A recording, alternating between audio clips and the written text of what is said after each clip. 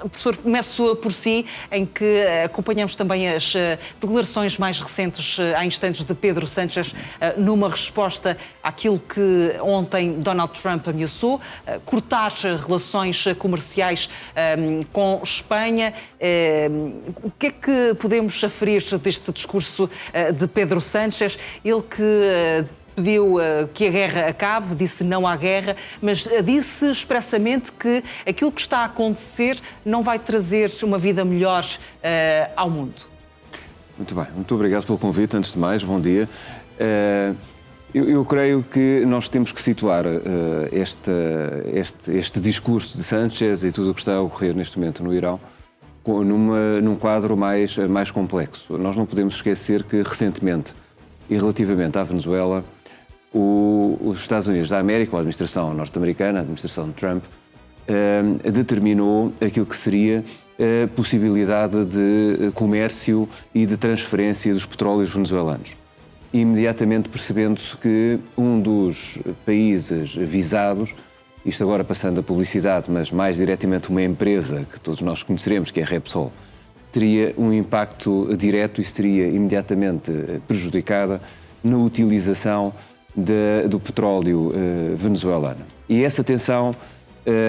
entre os Estados Unidos e Espanha, o Reino de Espanha, imediatamente começa a fazer-se sentir de uma forma mais aguda. Por outro lado, nós percebermos que quando, neste momento, Donald Trump afirma a intenção de colocar em crise as relações comerciais dos Estados Unidos da América com o Reino de Espanha, é uma operação particularmente complexa, é uma operação particularmente longa, até porque passa não só por um plano interno nos Estados Unidos da América, não é um processo que seja imediato, é um processo que também terá que ter em consideração aquilo que sejam os acordos e os compromissos que existem entre os Estados Unidos da América e a União Europeia, na qual se integra, obviamente, a Espanha, e, por último, aquilo que nós temos que ponderar de uma forma realista, que são os interesses de empresas norte-americanas nas suas relações com Espanha e que não deixam, obviamente, de sentir esta expressão de Donald Trump em si mesma como um prejuízo para essas empresas norte-americanas. Nós temos que ter, eu diria que, o devido e necessário cuidado. Esta administração tem-se caracterizado por um comportamento algo errático, eventualmente das poucas questões em que mantém alguma coerência, é um comportamento de desrespeito, de sobranceria relativamente a outros intervenientes, desde logo internacionais, a outros chefes de Estado, a outros chefes de governo. Tem-no afirmado de uma forma constante relativamente a diversos líderes, quer europeus, quer da América Latina, quer asiáticos, enfim. É o único elemento, digamos, em que se mantém alguma coerência naquilo que é a expressão de Donald Trump. Eu não veria aqui como que um grande receio, digamos, para a Espanha, para além daquilo que comecei por referir no tocante a uma estratégia que já se desenvolve e que não só a Espanha, mas também a República Popular da China sentem diretamente, porque são diretamente visadas. Já vamos, professor, continuar a nossa análise, mas Francisco Penin, tens novas informações, neste caso sobre Chipre. Sim, novas informações que chegam de Chipre, até porque a informação que chega é que Chipre afirma que um objeto suspeito foi detectado próximo do espaço aéreo libanês. Uma fonte do governo cipriota disse que o espaço aéreo sobre o aeroporto de Larnaca, em Chipre, foi encerrado. Estas imagens que estamos a ver são imagens de arquivo, mostram um avião a aterrar no aeroporto de Larnaca, são meramente exemplificativas do que é que estamos a falar em termos geográficos. Este avião vai aterrar no aeroporto de Larnaca. Estas imagens vão mostrar isto para percebermos que estas imagens não dizem, obviamente, respeito a hoje, mas este encerramento do aeroporto em Larnaca é, ao mesmo tempo, uma medida de precaução, e uma precaução extrema após as ameaças da Guarda Revolucionária do Irão de atingir a ilha com mísseis. Ainda ontem, aliás, há 2 dias, um general alto funcionário, alta patente dos iranianos, disse que vão atingir Chipre, vão considerar Chipre como um alvo e, de facto, nos últimos dias, desde pelo menos domingo, se a memória não me falha, que vários drones têm sido interceptados e lançados. A primeira informação até diz respeito também a domingo que teriam sido lançados mísseis em direção de Chipre, mísseis esses que foram interceptados a tempo, e também os outros drones que se comprovaram ter caído perto de uma das duas bases do Reino Unido, esses drones foram interceptados. Chipre é também importante, Anabela, até porque a Grécia já mandou para lá quer embarcações, quer 4 F-16, a França também já está a mandar, o Reino Unido também mandou helicópteros e o HMS Dragon foram a caminho, ou estarão a caminho, poderão já ter chegado até a Chipre, e todo o Mediterrâneo Oriental tem muitas forças. Aliás, ainda ontem Emmanuel Macron disse que o porta-aviões Charles de Gaulle estaria a chegar ao Mediterrâneo Oriental, que é basicamente onde é Chipre. Agora, este objeto suspeito, embora não tenha sido oficialmente identificado como um míssil ou com um drone, tem aqui a questão do Líbano estar próximo, e o Líbano, a Força Aérea Israelita, está a realizar vários ataques. É claro que o facto de Larnaca, o aeroporto de Larnaca, que fica suficientemente perto de pelo menos uma das bases do Reino Unido no sul do Chipre, o facto de estar fechado neste momento faz com que dezenas de voos tenham sido desviados ou mesmo cancelados, e isso afeta naturalmente centenas de passageiros que, ao mesmo tempo, provavelmente estariam a usar o aeroporto de Larnaca em Chipre como uma tentativa de abandonar toda a região do Médio Oriente. Já temos ouvido falar, e nos últimos dias isso tem sido profícuo, de vários aeroportos fechados, Abu Dhabi, Dubai, até o aeroporto de Riad foi parcialmente fechado e agora estará aberto. O espaço aéreo na Arábia Saudita não está encerrado, mas o espaço aéreo tem graves perturbações, nomeadamente para as pessoas e os ocidentais, as pessoas que lá vivem, não só ocidentais, mas pessoas de múltiplas nacionalidades que tentam sair desta zona do Golfo Pérsico. Agora, Anabela, esta situação do Chipre é mais também uma medida de precaução que mostra que a situação poderá estar a escalar. É apenas uma precaução do governo cipriota mandar fechar temporariamente, aparentemente temporariamente, não todo o espaço aéreo do Chipre, mas o espaço aéreo em cima do aeroporto de Larnaca. Já vamos a novas informações que nos vais trazendo, mas para já, João Albuquerque, ouvimos também que Pedro Sánchez ignorou a ameaça de Donald Trump, mas disse que é ingenuidade manter e praticar obediência cega. O que é que isso quer dizer exatamente? Ou seja, escusou comentar esta ameaça de ontem do Presidente dos Estados Unidos, mas lançou aqui esta crítica direta de que manter e praticar a obediência cega é ser ingênuo. Aos restantes convidados em estúdio,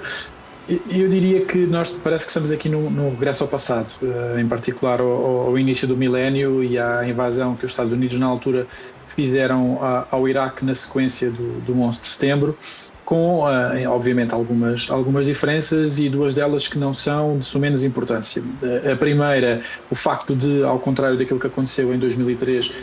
neste caso não ter havido uma concertação com os restantes aliados da NATO, e portanto há aqui um distanciamento dos Estados Unidos no envolvimento que fazem dos seus parceiros militares, e que acaba por acontecer num contexto em que as relações entre os dois lados do Atlântico estão obviamente num clima de bastante tensão e com talvez o maior afastamento desde a Segunda Guerra Mundial. E o segundo fator é, não só da parte de Pedro Sánchez, mas dos restantes parceiros europeus,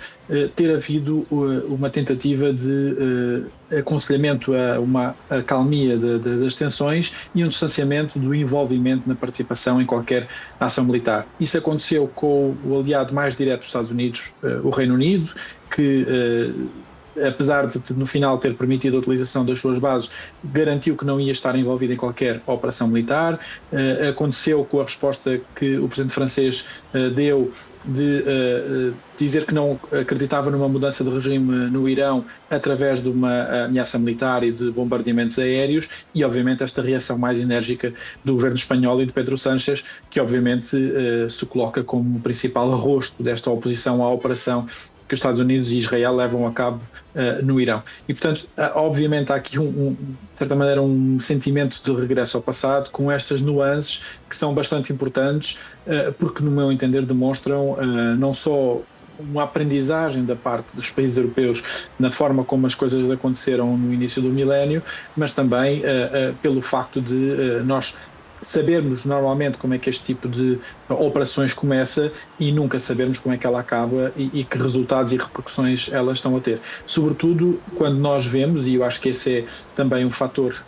muito importante a ter em conta, nós sabemos que as repercussões podem atingir a Europa, podem atingir países europeus como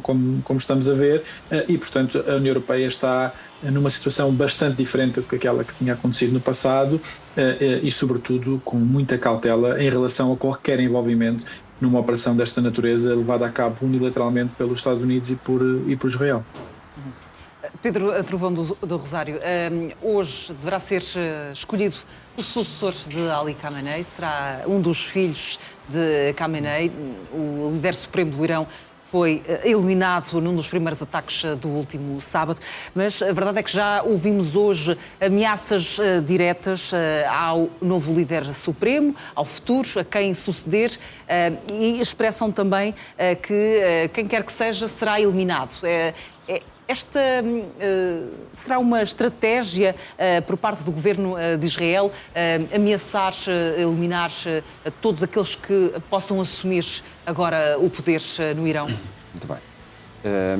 Antes de mais, não deixa de ser, creio, relevante nós percebermos que aqueles que sejam assim, com as devidas e necessárias aspas, eliminados, assumem a condição de mártires. E nós percebemos, inclusive, que neste momento o funeral do anterior responsável político iraniano é um instrumento de clamor por uma certa unidade nacional iraniana. Ou seja, é um instrumento político, de propaganda política, que não é despicienda. A circunstância de ser o seu filho, esta proximidade relativamente ao mesmo, entre vários que poderiam ter sido possíveis, pode colocar em crise aquilo que é a expressão de uma república islâmica, porque vai manter aquilo que, desde a década de 70, se pretendeu afastar, que era a ideia de sucessão dinástica, ou seja, da importância de uma escolha diversa do que tanto aquilo que vamos assistindo, com certeza também noutras repúblicas, o caso da Coreia do Norte, e por aí vamos. Por outro lado, nós assistirmos àquilo que já é a dificuldade, eu diria, de alguns responsáveis políticos como Marco Rubio, quando tentam justificar intervenções militares que são realizadas. Aconteceu na Venezuela, como acontece agora também no Irão, quando tenta ser o mais politicamente correto possível e depois aparece, com o devido e necessário respeito, aquele enfant terrible do atual Presidente dos Estados Unidos da América, com um discurso e com uma prática completamente diferente. E os israelitas também avançando nessa mesma linha. O discurso relativamente ao perigo militar atómico, aquilo que é a utilização de armas nucleares. Então, das duas uma, ou está em causa um regime político, ou tão só aquilo que é o alvo, digamos, relativamente a pessoas, a indivíduos que se pretende eliminar numa sucessão constante. Portanto, é algo que, creio eu, comece a fragilizar, inclusive, os argumentos, aquilo que seja verdadeiramente a percepção do que motiva esta operação no Irão, porque há efetivamente uma intenção de alteração do regime político, mas que sem se saiba, e é algo que muitos de nós fomos chamando a atenção para isso, sem que se saiba qual o day after, o que é que vai acontecer a seguir, porque claramente, como aconteceu já em vários outros conflitos, alguns recentes, o caso da Venezuela, também no caso da Síria, ou mesmo conflitos ainda do final do século XX, onde efetivamente os Estados Unidos da América demonstraram não acautelar atempadamente ou corretamente aquilo que seria o dia seguinte. Já vamos continuar a nossa análise, até porque, Francisco Pinheiro, temos novas informações sobre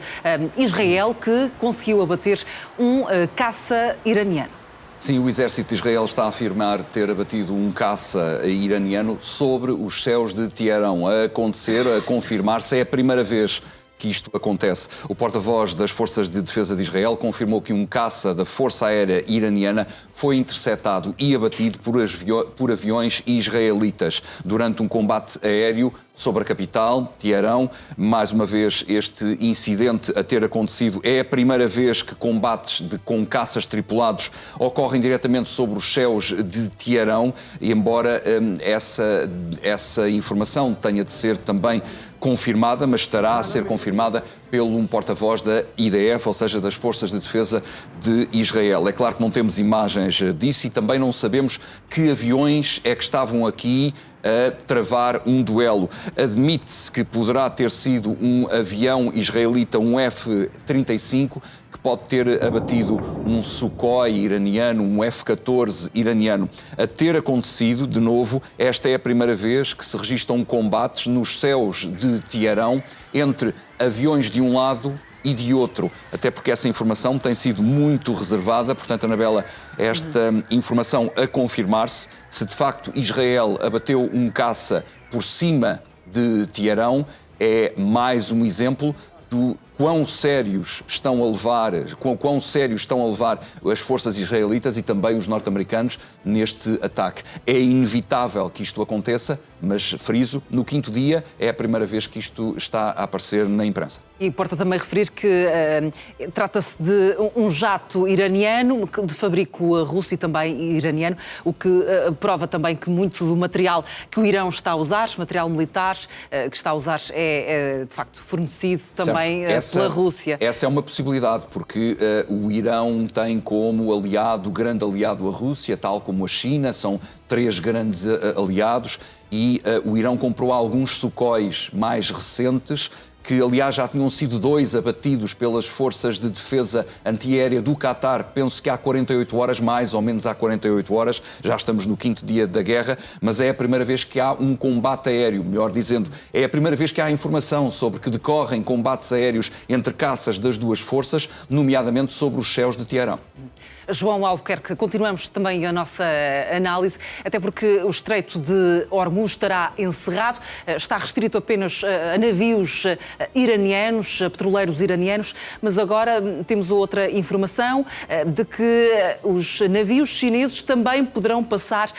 pelo Estreito de Hormuz, diz a Guarda Revolucionária do Irão, já num comunicado emitido hoje, de que se trata de uma forma de agradecimento pelo apoio ao regime iraniano. Já era de prever, João Albuquerque, esta reação? Esse é o ponto principal, talvez, de todo este conflito, é a dimensão global que isto pode assumir e, obviamente, a intervenção da China, neste momento, ainda do ponto de vista meramente da retórica e dos discursos, de demonstrar apoio direto ao regime iraniano e dizendo que prestará todo o apoio necessário ao governo iraniano, tem obviamente uma consequência muito significativa, ou pode vir a ter consequências muito significativas, porque ela pode aportar a escalada deste conflito para outra dimensão. Eu não creio que isso possa vir a acontecer, mas não podemos deixar de ter em conta como, obviamente, a dimensão regional que este conflito por hora tem, e como também o Francisco Benito referia, as implicações globais que isto representa no confronto direto entre as duas maiores potências mundiais neste momento, a China e os Estados Unidos, pode vir a ter, obviamente, consequências como, ou pode vir a ser uma consequência dessas intervenções. E, portanto, todas as operações que se realizarem no Estreito de Hormuz e as consequências que elas podem ter do ponto de vista do abastecimento energético, mas também do ponto de vista do abastecimento alimentar, enfim, da passagem das relações comerciais que atravessam o Estreito de Hormuz, têm graves consequências para todo o mundo e, portanto, não é despiciando este envolvimento chinês e esta participação chinesa que sempre foi ou sempre se demonstrou muito cauteloso na forma como aborda este tipo de conflitos e como é muito cauteloso na sua participação neste tipo de conflitos. Portanto, é um sinal que a mim me deixa bastante preocupado, tendo em conta aquilo que foi esta intervenção unilateral da parte dos Estados Unidos e de Israel. Pedro Trovão do Rosário, também gostaria de ouvir neste ponto. É de facto muito complexo aquilo que está a acontecer no Estreito de Hormuz, tendo em conta que é um espaço marítimo onde passa 20% do petróleo mundial. Muito bem, e particularmente porque é dali que sai muito do petróleo. Nós olhamos muito para esse número é importantíssimo, os 20%, mas relativamente à República Popular da China, a percentagem, eu diria que é mais elevada, ou seja, a dependência da República Popular da China relativamente a este petróleo é muitíssimo maior. A República Popular da China já não está a receber o petróleo da Venezuela. Nós temos que perceber que a expressão agora do regime iraniano é, além do mais, uma provocação relativamente aos Estados Unidos da América, que é, muito bem, entraram em guerra connosco, nós controlamos ainda uma faixa, não só até da própria costa, que conseguem fazê-lo, além das lanchas que conseguem interceptar embarcações, mas nós conseguimos ainda, ou permitimos, numa certa expressão de soberania, vamos assim, permitimos que os petroleiros possam fornecer a República Popular da China. E esta realidade, e há pouco muitíssimo bem o Dr. João Albuquerque o referia, relativamente a 2003, e eu permito-me também aqui mencionar a Primeira Guerra do Iraque em 1990, ou seja, nós percebermos que o comportamento que os diversos Estados tiveram, em 90 foi uma deliberação do Conselho de Segurança das Nações Unidas, que permitiu, depois da invasão do Kuwait, efetivamente uma ação nessa área geográfica. Em 2003, a República Francesa, por exemplo, já não participou da mesma maneira e foi, à data, vamos assim, como que interpretada a sua não intervenção, ao contrário do que aconteceu com a Inglaterra, com a Alemanha e com os Estados Unidos, pela circunstância de querer proteger os interesses petrolíferos, nomeadamente da ESSO. Ou seja, temos aqui, para além da questão política, também a questão económica, uma certa realpolitik que não deixa de, com certeza, merecer a nossa atenção ao longo destes próximos dias. Muito obrigado. Muito bem.